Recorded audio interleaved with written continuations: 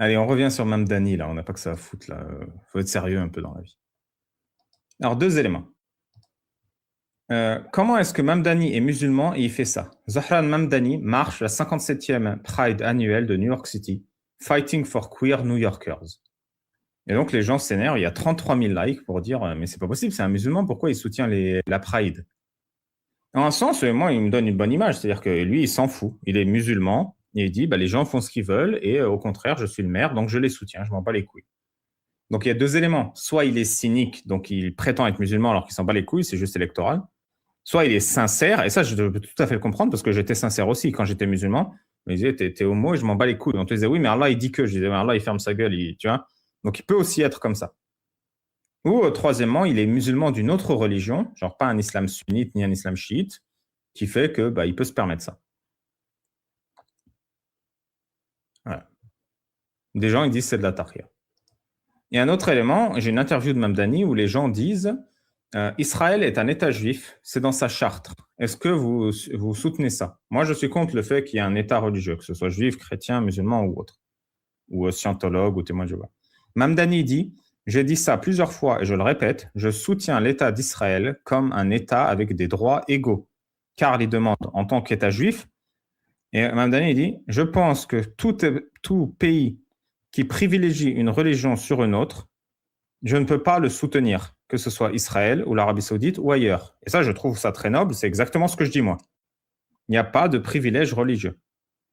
Et tout ça vient à ma croyance fondamentale que tout le monde doit être considéré égal, peu importe sa foi, au-delà de peu importe de tout le reste.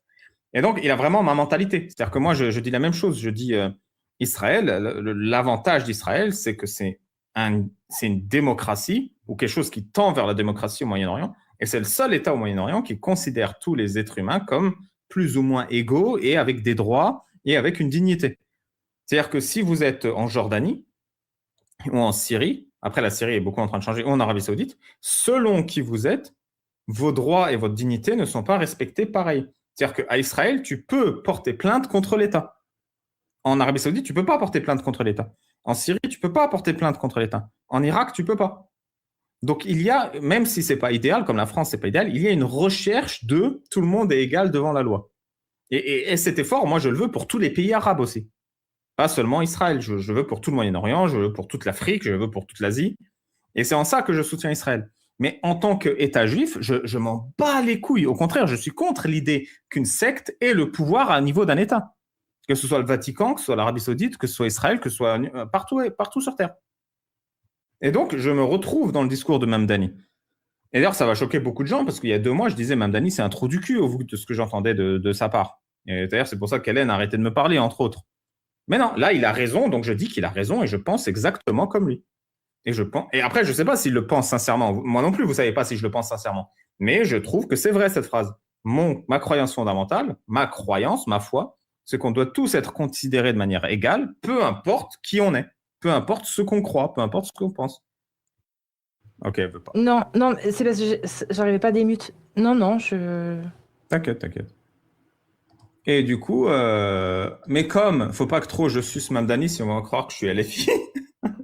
Or, jamais je ne voterai pour la même chose que Casus. Moi non plus, je vote pas LFI pour le coup, donc ça risque pas. Starfoula, je suis obligé de voter LFI maintenant. Surtout depuis que je sais que ça a été revendiqué qu'ils veulent mettre le vote obligatoire. Ça, c'est un truc qui me pose problème. Thread sur les horreurs de la religion dont se réclame le maire de New York, Zoran Mamdani. Et c'est là où, en lisant ce thread, je me rends compte, Zoran, c'est comme n'importe quel musulman, soit il connaît pas sa religion, soit il connaît, il accepte, soit il connaît, il est pris en otage par sa famille et ses proches. Vous savez, on pense très souvent que les mecs, quand ils sont présidents, quand ils sont maires, ils sont différents. Non, ils sont comme toi. Quand il y a un gars ou une meuf qui vient sur mon live et qui dit moi, je peux pas dire à mes parents, tu vois. Et Zoran Mamdani, il est pareil, il peut pas le dire à ses parents. Non, mais ils vont faire une crise cardiaque. Non, mais ils vont ceci. Non, ils vont cela. L'islam chiite duodécimain. Alors déjà, le nom, c'est tout un programme. Thread basé sur 5 ouvrages parmi les plus importants de ce courant. Et moi, je le dis, quand je l'ai dit à M6, j'ai dit, moi, j'invite les musulmans à quitter l'islam. Et la journaliste d'M6, le reportage sortira en enquête d'investigation entre septembre et novembre de cette année, elle me dit, mais vous êtes extrémiste. Attendez, je viens de dire aux gens qu'ils doivent quitter l'islam et c'est extrémiste. Qu'est-ce que votre cerveau, il marche pas. Et du coup, je le répète, quelqu'un de sensé qui respecte son intelligence et qui respecte sa dignité et la dignité des autres, il quitte sa religion. Dans mon cas spécifique, c'est l'islam. Les autres religions, ça marche. Et du coup, Mamdani ne respecte pas ça, parce que s'il se revendique de l'islam chiite duodécimain, on va voir ce que l'islam chiite duodécimain propose, et il ne veut pas le quitter. Donc, il est en train de faire un compromis entre l'horreur de l'islam chiite duodécimain et ses valeurs à lui. Et ce compromis, c'est dans ce clair-obscur que naissent les démons, comme disait très bien un certain écrivain. Mamdani a déclaré dans un tweet « Je suis Ethna Ash'ari », qui est le terme arabe pour schisme duodécimain. Source classée sur le thème suivant. Péocrimier, ça dit ça. Direct, on parle de la chatte d'Aïcha. Péophilie. Péophilie esclave. LGBT, apostat, mécréant, athée, enfant, converti au christianisme. Femme, esclave, djihad, taqiyya, chien. Pourquoi c'est chien? Crevette. Pourquoi il n'y a pas le point 11 crevette? Ah bah il y a 11 divers, ok. Les extraits. Tweet de Mamdani qui affiche son appartenance au Coran chiite duodécimain. Voilà, il est ismaïli. Voilà, c'est un pareil, c'est une autre secte comme il y en a des milliers, hein, qui vaut pas mieux que l'islam, ne sunnite d'ailleurs. Donc les livres les plus importants dans sa secte sont Al-Kafi, Man la yahduru al-faqih, premier et deuxième des 4 livres les plus importants.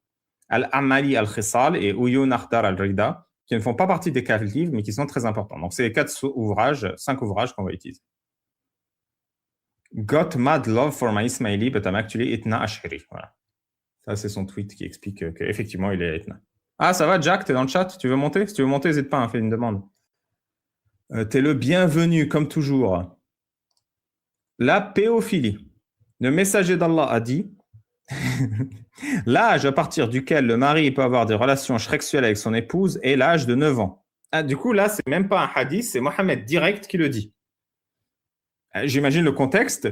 Il y a Mohammed qui a été chopé la main dans le sac par Abu Bakr à l'intérieur d'une petite fille de 9 ans qui s'appelle Aïcha. Et là, Abu Bakr fait « Mais que fais-tu au messager d'Allah ?» L'âge à partir duquel le mari peut avoir des relations avec son épouse est l'âge de 9 ans. Abu Ja'far a dit ne babalisez pas une jeune fille avant qu'elle ait 9 ou 10 ans. Bon, déjà, il faut savoir, c'est assez horrible comme phrase, mais 9 ou 10 Les femmes atteignent l'âge de la puberté à 9 ans, nous dit un homme expert en femmes, Al-Khisal. Une fille ne doit pas être consommée avant d'avoir atteint 9 ou 10 ans, nous dit Al-Faqih. Voilà, donc il y a consensus entre tous ces trous de balles que c'est 9 ans. Un homme divorce d'une jeune fille qui n'a pas encore atteint la maturité et dont le corps n'est pas encore capable de grossesse alors qu'il a déjà babalisé. Il divorce également d'une femme qui a atteint la ménopause et ne peut plus avoir ses règles ni enfanter. L'un des 2 imams, Abu Ja'far ou Abu Abdallah, que la paix soit sur eux deux, a déclaré, on dirait les rois du Maroc, comment ils parlent d'eux, il n'y a pas de période d'attente, idda, pour elle. Vous voyez, c'est le même délire, hein. On nous dit souvent, ouais, les soufis c'est ça, les ismaïlis c'est ça. Non, ils sont tous dans les mêmes délires pédocriminels. C'est juste qu'il y a des bonnes et des mauvaises équipes de marketing dans le tas, c'est tout. J'ai demandé un jour à Abu Abdallah, à partir de quel âge une fille n'est-elle plus considérée comme une enfant? Est-ce à 6 ou à 7 ans? Même le gars, il est encore pire, tu vois. Il est, vas-y, à 6 ans, là, allez, go! Il répondit, non.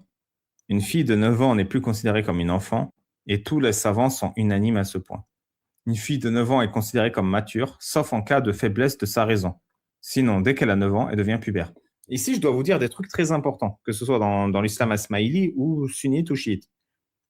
Qu'elle soit pubère à 9 ans, j'imagine que vos têtes de mécréants dépravés, ça veut dire qu'on peut la laver à partir de 9 ans, qu'on peut faire l'amour avec. En fait, vous vous trompez, c'est pas du tout ça. On peut laver avant 9 ans. C'est juste qu'à 9 ans, tu as la garantie que c'est safe, que c'est halal. Avant 9 ans, il faut faire preuve de prudence. Ça, c'est le premier point. Deuxième point, pubère, ça ne veut pas dire qu'elle est en âge d'avoir une relation S. Ça veut dire qu'elle est en âge d'être V. Parce qu'on ne peut pas avoir une relation S. À 9 ans, la gamine, si tu dis maintenant tu es une femme, elle ne va pas dire « Ah, super, j'ai envie d'une bite. J'ai envie d'un coup de bite. » Elle ne va pas dire ça.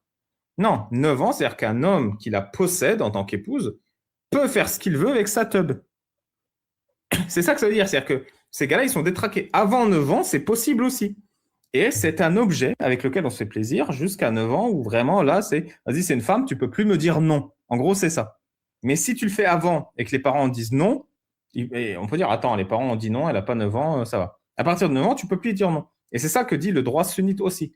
C'est-à-dire que si un homme marie une fille prépubère, alors le mari est en droit d'exiger qu'elle vienne chez lui dès le moment où il est pubère. C'est ça, c'est juste le fait qu'elle habite désormais avec lui, pas le fait qu'il ne puisse pas laver avant 9 ans. C'est maintenant, le père ne peut plus dire non, non, non, non, je veux pas qu'elle habite chez toi. Ah, bah, elle a 9 ans, je suis marié, tu fermes ta gueule, elle vient chez moi. Celui qui a des rapports intimes avec une fille avant qu'elle n'atteigne l'âge de 9 ans et qu'elle en subit un dommage, il est responsable et doit verser une compensation. Ça, c'est très important, vous voyez. Celui qui a des rapports intimes avec une fille avant qu'elle n'atteigne l'âge de 9 ans et qu'elle en subit un dommage. Ça veut dire que tu peux le faire à tes risques et périls. C'est pas que tu peux pas le faire. Si elle n'en subit pas de dommages, et on sait très bien c'est quoi les dommages parce que le droit islamique l'explique très clairement. Très souvent, les petites filles comme ça, ils arrachent, comme elles sont pas encore bien formées, ça arrache la peau entre l'anus et le vagin. C'est ça un dommage. Elle va avoir des saignements. Elle peut même avoir des saignements de l'anus parce que tu as démonté le vagin. Et c'est ça des dommages pour lesquels il faut dédommager le père parce qu'il ne pourra pas la revendre facilement à quelqu'un d'autre.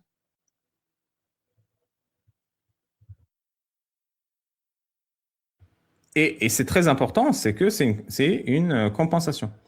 Alors, je ne l'ai pas lu encore ce tafsir, Priscilla, mais Priscilla a dit que le tafsir Tabari de la 65.4, qui parle du mariage des petites filles, un homme qui pragmatise, qui ôte la vie accidentellement à une impubère lors d'un rapport S n'est pas tué. C'est-à-dire que le meurtre lors d'un rapport S avec ta femme impubère n'est pas puni du talion, parce que tu étais dans ton droit. Si un homme épouse une petite fille qui est encore en train d'être allaitée, puis que son épouse l'allaite, le mariage devient invalide. Oh, c'est même dinguerie. Hein. Ça, je vous l'ai déjà lu dans l'islam sunnite. C'est les mêmes dingueries, l'islam dont il se revendique. Vous voyez, c'est les mêmes péocriminels, c'est les mêmes tarés. C'est juste que soit Mamdani, il est ignorant, soit il dit non, mais ça, il ferme les yeux. Voilà.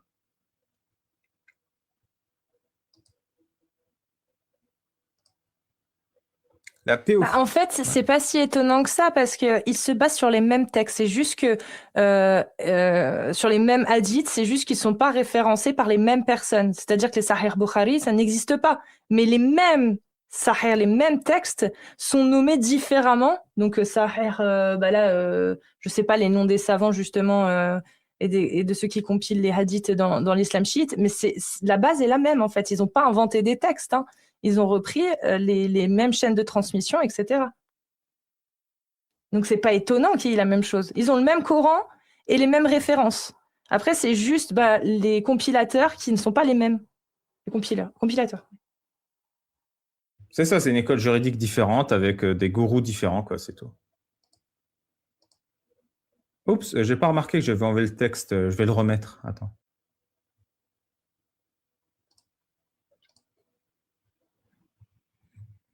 On a interrogé Abu Abdillah, l'imam, au sujet d'un homme qui a épousé une jeune esclave vierge n'ayant pas encore atteint la maturité. Lorsqu'il a consommé le mariage, il l'a déflorée et lui a fait perdre complètement sa virginité. L'imam a dit, si elle a consommé le mariage avec elle alors qu'elle avait 9 ans, il n'a aucune responsabilité. Cependant, si elle n'avait pas encore atteint 9 ans ou était légèrement plus jeune que cela au moment où il a consommé le mariage et a défloré, il lui a causé un préjudice qui la rend inapte à d'autres mariages. Il faut comprendre que le mariage a une valeur ajoutée si elle est effectivement vierge. Donc il y a préjudice parce qu'elle perd de sa valeur marchande. Dans un tel cas, il incombe à l'imam d'imposer à cet homme le paiement de sa dot complète. Mais s'il la garde et ne divorce pas d'elle jusqu'à qu'elle meure, alors il n'a aucune responsabilité sur lui. Donc voilà, vous comprenez? Il la garde. Donc la fille qui est victime d'un acte pédocriminel, elle est en plus enfermée à vie avec son violeur. Et c'est pas à elle de décider. C'est lui qui la garde ou la divorce. C'est pas elle qui veut partir.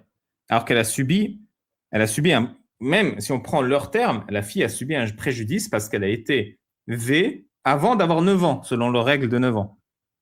Mais le fait qu'elle ait été V avant ses 9 ans n'accorde pas à la fille le droit de se barrer. Vous voyez, c'est tout est dans les bras du violeur, du pédocriminel. Et comme le violeur, évidemment, il ne veut pas payer, il va garder sa victime à vie, voire la maltraiter, parce qu'il n'en veut plus d'elle. On ne doit pas avoir de relation S avec une esclave femelle jusqu'à ce qu'elle atteigne 9 ou 10 ans. Ne consommez pas le mariage avec votre esclave femelle jusqu'à ce qu'elle atteigne l'âge de 9 ou 10 ans. Les LGBT. J'ai interrogé l'imam au sujet d'un homme qui s'approche d'un autre homme en commettant la sodomie. L'imam a répondu, si le coupable était marié, alors sa punition est l'exécution. Et s'il n'était pas marié, alors la punition légale had s'applique à lui. J'ai ensuite demandé, et qu'en est-il de celui qui a été approché? L'imam a répondu, il doit être exécuté dans tous les cas, qu'il soit marié ou non marié. Vas-y, ça fait faire. Si quelqu'un de... En gros, celui qui encule, sa punition dépend de s'il est marié ou pas. Et celui qui se fait enculer, il faut le buter dans tous les cas. Et si quelqu'un devait être lapidé 2 fois, ce serait celui qui commet la sodomie. Il est rapporté qu'un groupe de femmes est entré chez Abu Abdullah et l'une d'entre elles lui a demandé au sujet du lesbianisme. T'as 15 gonzesses qui rentrent chez toi et qui te parlent de lesbianisme. Moi ça me va. Hein. C'est où que je signe pour devenir un imam?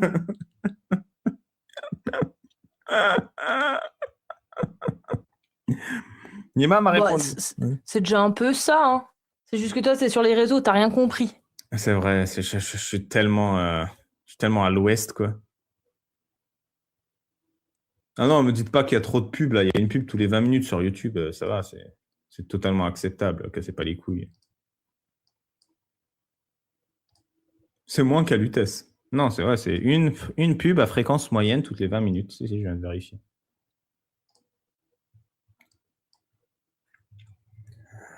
L'imam a répondu, la punition de la lesbienne est la même que la femme adultère, la mort. Il n'est pas convenable que 2 femmes dorment sous la même couverture sans qu'il y ait une séparation entre elles. Si elles le font, elles doivent en être empêchées. Si après cet avertissement, on les retrouve à nouveau sous la même couverture, chacune d'elles recevra la punition légale. Si on les y retrouve une 3e fois, elles seront à nouveau punies selon la peine prescrite. Si on les y surprend une 4e fois, elles seront exécutées. Oh là là, oui, ça contraste un peu avec le fait qu'il était à la marche des fiertés, hein, le Mamdani. Si un homme a des relations avec son épouse, que celle-ci recueille son sperme et s'en sert pour commettre des actes lesbiens avec sa servante, entraînant une grossesse, oh là là! Alors l'épouse sera l'habitée, la servante fouettée et l'enfant attribué au père. Là, le truc, comment il tourne pour expliquer que c'est pas lui qui s'est tapé la servante. C'est ma femme, elle a récupéré mon sperme, elle l'a mis dans la servante de manière homosexuelle.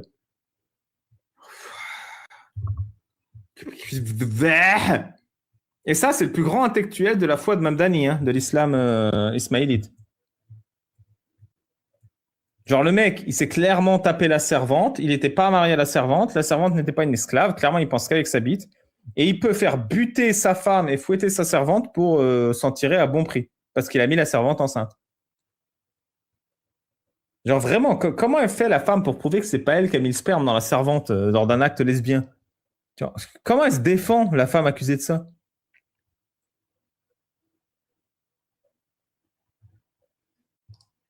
La raison de l'interdiction entre hommes et femmes des relations est liée à la nature de la femme et à l'inclination naturelle de l'homme envers la femme. Dans le cas des relations homo entre hommes et femmes, il y aurait une rupture de la descendance, une corruption de l'ordre naturel et la destruction du monde. Moi, j'ai toujours dit qu'avec 2 bits, on peut détruire le monde. Toujours plus, hein, c'est... Tu sais, en plus, il y a ça, c'est la rupture de la descendance. Bon, c'est vrai, ils font pas d'enfants. La corruption de l'ordre naturel, bon, il y a ce délire. Et la fin du monde. Quels que soient les défauts que puissent avoir nos chiites, ils ne présentent pas les défauts suivants. Aucun d'entre eux ne mendie, aucun n'est avare et aucun n'est gay. Tu sais, c'est les gars qui se détestent et tout, mais... Non, mais on pourra se dire ce qu'on veut des Israéliens qui nous bombardent, mais en tant que Palestinien, je dois dire un truc, au moins ils sont pas gays. Au moins il y a l'homophobie qui nous réunit, qui nous rapproche les peuples, et ça c'est beau. Mais donc, c'est des Ismaélites qui n'aiment pas les chiites, du coup. C'est pour ça que c'est formulé comme ça. Les apostats. Une personne qui apostasie de l'islam doit être séparée de son épouse. La viande qu'il abat ne doit pas être mangée. Et on lui accorde un délai de 3 jours pour se repentir. Ah bah c'est innovant ça. Finalement, quand ça ressemble à un âne, que ça braie comme un âne, que ça chie comme un âne, ce serait pas un âne des fois? Qu'est-ce qui te fait dire que c'est un âne? Bah, s'il se repent, on l'épargne. Mais s'il ne se repent pas, il est tué le 4e jour, à condition qu'il soit saint d'esprit. Tout musulman qui vit parmi les musulmans puis apostasie de l'islam nie la prophétie de Mohammed et la rejette, alors son sang devient licite pour quiconque entend cela de lui. Vous savez, très souvent, j'entends les musulmans dire « Non, mais c'est le droit du gouverneur ». C'est pas vrai. Dans l'islam sunnite, dans l'islam chiite, dans l'islam ismaélite, quiconque l'entend est en droit et au devoir de le tuer. C'est le droit du gouverneur que si on peut le capturer, le donner au gouverneur et le juger. Mais tu peux sur le tas. Par exemple, c'est ce que dit ce taré d'Ibn Taymiyyah, Cheikh l'Islam. Voilà, tu le butes n'importe où, n'importe quand, t'es pardonné. Sa femme est séparée de lui et ne doit plus s'approcher de lui. Ses biens sont distribués entre ses héritiers et sa femme observe la période de viduité comme si son mari était décédé. Il incombe à l'imam de l'exécuter s'il est amené devant lui. Il ne doit pas lui être donné l'occasion de se repentir. Donc là, c'est celui qui apostasie de l'islam, on lui donne 3 jours, mais celui qui vit parmi les musulmans, il n'a même pas 3 jours. On l'abat et on lui donne même pas la chance de se repentir. Hein. Si une femme apostasie de l'islam, comme l'islam sunnite, elle ne doit pas être tuée, mais emprisonnée à perpétuité. Ah bah ça va. Et vous savez, très souvent, les musulmans ils disent non, mais c'est celui qui propage de quitter l'islam. C'est pour ça que quand la journaliste de M6 elle me dit mais vous n'êtes pas extrémiste quand vous dites aux musulmans de quitter l'islam, il faut comprendre que c'est exactement le même discours des musulmans. Celui qui appelle les gens à quitter l'islam doit être tué car c'est un extrémiste. Abu Abdullah, au sujet d'une personne qui apostatise l'islam, il ne doit pas être tué, mais il doit être soumis à un travail forcé, privé de nourriture et de boissons, sauf ce qui permet de rester en vie, obligé de porter des vêtements grossiers et battu afin qu'il accomplisse les prières. En gros, si tu apostasis l'islam, ok, on va te battre, on va te torturer, mais tu dois continuer d'être musulman et faire la prière. Non, mais c'est un service rendu, vous comprenez. Je suis tombé sur un groupe de musulmans qui sont des hérétiques et un groupe de chrétiens qui sont également des hérétiques. L'imam Ali ibn Abi Talib a répondu « Ceux qui sont nés musulmans, puis qui ont apostasié, exécutez-les en frappant leur cou et ne leur offrez pas de repentance. Ceux qui n'étaient pas nés musulmans, offrez-leur la repentance. S'ils se repentent, laissez-les. S'ils ne se repentent pas, alors frappez les coups et exécutez-les. Quant aux chrétiens, ce sur quoi ils sont, leur système de croyance est encore plus grave que l'hérésie. » Lorsque l'imam Ali ibn Abi Talib a terminé de s'occuper des habitants de Bassora, 70 hommes parmi les Zoutes, vous les connaissez les Zoutes, hein, vinrent à lui, le saluèrent et lui parlèrent dans leur propre langue. Alors l'imam Ali ibn Abi Talib leur dit « En vérité, je ne suis pas ce que vous prétendez, je suis un serviteur d'Allah. » Ils refusèrent d'accepter ces paroles et dirent, qu'Allah les maudisse, « Non, c'est plutôt toi qui es Allah lui-même. » Alors l'imam a dit « Si vous ne renoncez pas à ce que vous avez dit et ne vous repentez pas auprès d'Allah, je vous ferai mettre à mort. » Ils refusèrent de se repentir ou de revenir sur leurs paroles. Alors l'imam fit creuser des fosses, relia les unes aux autres, il les fit jeter dans ces fosses et les fit recouvrir. Puis il alluma un feu dans l'une des fosses qui était vide, de sorte que la fumée se propage dans les autres fosses et les asphyxie jusqu'à qu'ils meurent. Et là, c'est beaucoup d'efforts quand même.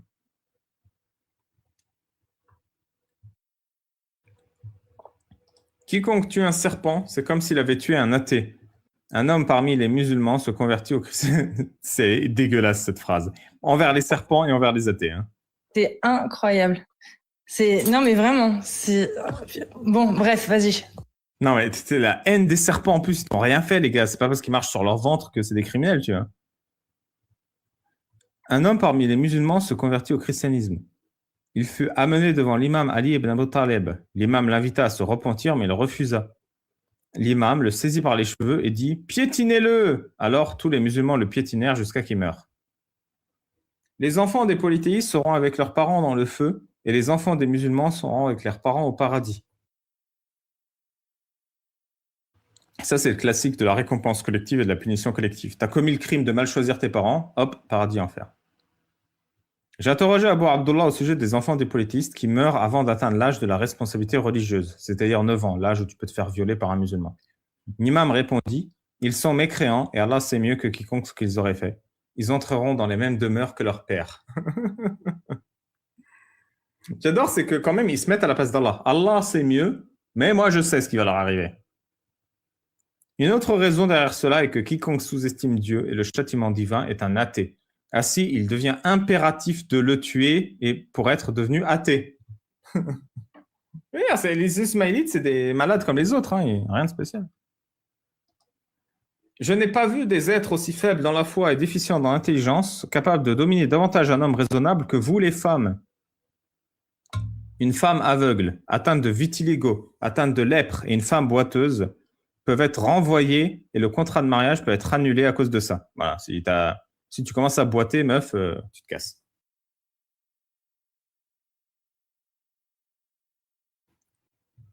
Une femme va auprès du messager d'Allah et dit « Oh, messager d'Allah. » Oh, attends, il y a mon câble qui déconne. Ça surchauffe. « Oh, messager d'Allah.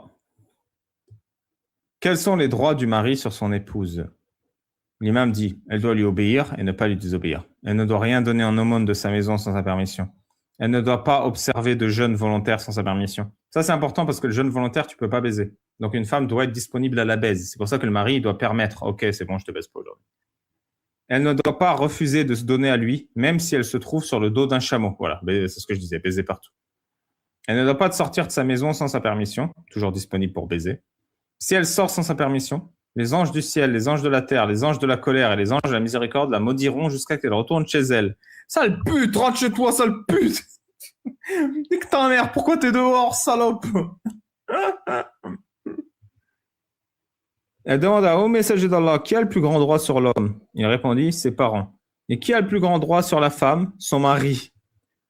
Ai-je sur lui le même droit qu'il a sur moi? L'imam a répondu, non, même pas 1%. Les esclaves. On l'interrogea au sujet d'un homme qui craint que son esclave ne s'enfuit, ou que celui-ci se soit déjà enfui. Doit-il le retenir ou lui marquer le coup? Voilà, je rappelle que les esclaves, c'est des serviteurs qui sont heureux d'être esclaves, mais il faut quand même le marquer le coup au cas où ils s'enfuient de leur état de... Parce que sinon, ils pourraient s'enfuir et aller quelque part où c'est moins bien. Donc voilà, pour pas qu'ils aillent quelque part de moins bien, c'est mieux de les marquer au fer rouge sur le coup. Alors, permets-moi, mais pour moi, marquer au cou, ça veut juste dire décapiter. Hein. Ouais, ça pourrait dire ça, mais là, je pense que c'est... L'imam, que la paix s'arre sur lui, répondit « L'esclave est comme un chameau dont tu crains la fuite. Attache-le correctement, nourris-le bien et habille-le. » Voilà, il faut bien l'attacher et il s'enfuit plus, l'esclave, c'est tranquille. Ils sont bien nourris, bien habillés, bien attachés. J'ai dit à Abu Abdallah, une de mes esclaves a commis l'adultère. Est-ce que je peux vendre l'enfant? Ça, en gros, c'est j'ai violé mon esclave. Est-ce que l'enfant, je peux le vendre? L'imam répondit oui. Puis-je accomplir le pèlerinage avec le prix de la vente de l'enfant? Donc, tu as ton esclave, tu as violé ton esclave, tu vends son enfant, c'est comme une poule, tu vendrais ses œufs. Et après, avec cet argent, tu vas en vacances à la Mecque. Est-ce que je peux faire le pèlerinage avec l'argent? L'imam répondit oui. Donc voilà, tu peux vendre des gosses pour faire le pèlerinage à la Mecque. L'imam ne renvoyait pas une esclave en raison d'un défaut lorsqu'elle avait déjà été intimement touchée, mais il réclamait une compensation correspondant à la valeur du défaut. En vérité, si un esclave s'enfuit de ses maîtres puis commet un vol, sa main n'est pas amputée tant qu'il est en fuite, car il est assimilé à celui qui a apostasé de l'islam. Cependant, on l'invite à retourner à ses maîtres et à retourner à l'islam. S'il refuse de revenir auprès de ses maîtres, sa main est amputée pour le vol, puis on lui coupe la tête. Et l'apostat, s'il vole, est traité de la même manière. C'est bien foutu quand même. Hein. Vraiment, c'est bien foutu. Évidemment, ça, c'est pour te faire paniquer encore plus. Parce que en tant qu'esclave, si tu fuis, tu es obligé de voler pour survivre. Donc, en plus, tu as volé, on va te couper tout. On va te couper tout. Ouais.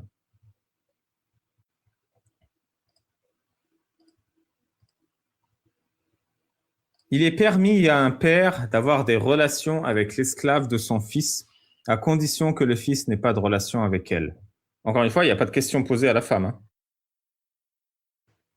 Il n'y a pas la question de « il est permis à un père d'avoir une relation avec l'esclave de son fils si elle est consentante ». Non, non. C'est si le fils ne la baisse pas déjà, le père peut se la taper. J'ai interrogé Abu Abdallah au sujet d'un homme qui examine une esclave en vue de l'acheter. L'imam a dit « il n'y a pas de mal à regarder ses atouts et à la toucher, tant qu'il ne regarde pas ce qu'il ne lui est pas permis de voir. » Dans le cas d'un homme dont l'épouse a causé un dommage, blessure grave à des organes génitaux féminins causant une atteinte permanente à son esclave, en la blessant de sa main, la règle est que l'esclave devait être estimée à sa pleine valeur lorsqu'elle était en bonne santé, puis à sa valeur après le dommage. L'épouse devrait payer la différence entre la valeur en bonne santé et la valeur après le défaut. En outre, l'épouse était contrainte de garder l'esclave en sa possession, car celle-ci n'était plus apte que pour les hommes. Vas-y. Le djihad. Le messager d'Allah a dit, nanana, la porte des combattants, faites couler le sang, sabots des chevaux et pointe des épées. Non mais attends, j'ai pas compris. Si ton épouse, elle fracasse ton esclave, elle doit te la racheter au prix qu'elle coûtait avant le préjudice et la garder pour elle parce que il y a plus moyen de l'utiliser en tant qu'homme, c'est ça? Donc, toi, tu as une esclave femelle et une épouse femelle. Ton épouse femelle a dégradé la qualité de ton esclave pour que tu puisses plus la baiser parce qu'elle est jalouse ou autre. Donc, elle a fait des dégâts permanents aux organes génitaux de ta femelle esclave. Et ben, ton épouse te doit de l'argent. Et elle doit garder l'esclave femelle avec elle parce que cette esclave n'est plus apte pour les hommes parce qu'elle était abîmée par l'épouse. Du coup, c'est son épouse qui doit la garder et s'occuper d'elle. T'imagines bien qu'une épouse qui a abîmé génitalement ton esclave, l'esclave, c'est pas dans son intérêt de rester aux mains de cette épouse qui t'a torturé. Mais oui, c'est complètement ignoble. Hein, comme... C'est une sacrée dinguerie. Hein. Vraiment. Et c'est pas l'esclave qui est dédommagé. Hein. On dédommage le mari qui a perdu de la valeur de l'esclave. C'est pas l'esclave qui est dédommagé parce qu'on lui a mutilé les parties génitales. Non, non, oui, je pense que tout le monde a bien compris. Hein. C'était le mari, elle rachète au mari l'esclave, en fait, l'épouse. Voilà, en gros, c'est ça. C'est au cas où elle a abîmé les parties génitales de l'esclave pour une raison ou une autre. La porte des combattants, Allah honoré. Quel type de djihad est le plus méritoire? Abu Abdallah dit, c'est celui au cours desquels les jambes du cheval sont tranchées et ton propre sang est versé pour la cause d'Allah. Le djihad, c'est-à-dire le service dans l'armée, est la plus vertueuse des œuvres, à l'exception des obligations religieuses, des prières obligatoires. La taqiyya, la dissimulation, s'applique dans toute situation de nécessité, et celui qui est confronté est le plus à même de savoir quand elle s'impose. Il n'y a pas de religion pour celui qui ne pratique pas la taqiyya. 9/10 de la religion réside dans la taqiyya. Celui qui ne pratique pas la dissimulation, la taqiyya, n'a pas de religion. Elle doit être observée en toutes choses, sauf en ce qui concerne le vin et les ablutions sur les chaussettes. Donc en gros, quand tu fais de la taqiyya, tu peux faire de la taqiyya sur tout, sauf boire du vin ou de l'alcool. Genre ça, non, il faut pas. Genre tu peux pas dire « Ah non, mais moi je bois pas, je suis musulman, mais par taqiyya, tu sais, je suis obligé de boire pour m'assimiler et me fondre à eux, tu vois. »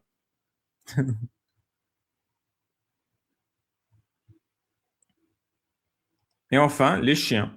Le commandeur des croyants a dit « Il n'y a aucun bien dans les chiens, sauf les chiens de chasse ou ceux qui gardent le bétail. Il est détestable pour un musulman de garder un chien dans sa maison. Les chiens sont des démons faibles. Si l'un de vous mange et qu'un chien ou un démon se trouve devant lui, nourrissez-le ou éloignez-le car ils ont des âmes mauvaises. » J'ai interrogé Abu Abdallah au sujet du fait de faire s'affronter des animaux les uns contre les autres, genre les combats de coqs, c'est les paris sportifs. Il répondit, je désapprouve cela, sauf pour les chiens. Voilà, les combats de chiens, c'est autorisé en islam. Divers. Il n'y a aucun bien en celui qui est né hors mariage, ni dans sa peau, ni dans ses cheveux, ni dans sa chair, ni dans son sang, ni dans quoi que ce soit de lui. Même l'arche de Noé n'a pas pu le porter, alors que les chiens et les porcs y étaient montés. Vous comprenez? Tous ceux qui ont commis le crime d'être nés hors mariage, ils sont vus moins que des chiens et des porcs, qui sont ultra détestés par les musulmans. Donc, la cruauté est maximale. Et cette cruauté, elle est appliquée dans les pays musulmans en 2026. Hein. Les enfants nés hors mariage, ils ont une vie de clochard. C'est moi. Bravo à toi. Non, et toi, tu as de la chance parce que tu es né hors mariage, mais tu as des parents. Les enfants nés hors mariage dans un pays musulman, ils n'ont pas de parents. Ils sont abandonnés, tu vois. C'est les orphelins. Bah, même pire, puisque leurs parents, ils sont pragmatisés, en fait, au coup de fouet. Non, non, pour ne pas être pragmatisé, ils jettent l'enfant. Au Maroc, tu as beaucoup de bébés dans des poubelles. Et c'est eux, c'est ces bébés. En plus d'être nés dans une poubelle, eh ben, ces enfants sont traités comme de la merde par la société. Et comme l'adoption est interdite parce que Mohamed voulait mettre sa bite dans sa cousine, la femme de son fils, eh ben, voilà. L'enfant qui vole, s'il a 7 ans ou moins, pas de punition. Après 7 ans, on coupe le bout du doigt ou on gratte le bout du doigt jusqu'à qu'il saigne. S'il récidive, on coupe la partie en dessous du doigt. S'il récidive, on coupe la main. Celui qui mange de la charogne, du sang ou du porc est discipliné. S'il recommence, il est à nouveau discipliné.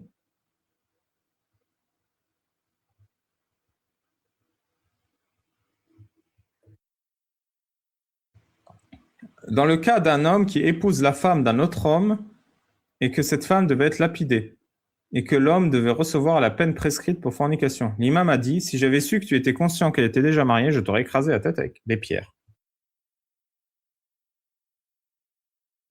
J'ai pas bien compris, mais... Et il a fait une version anglaise.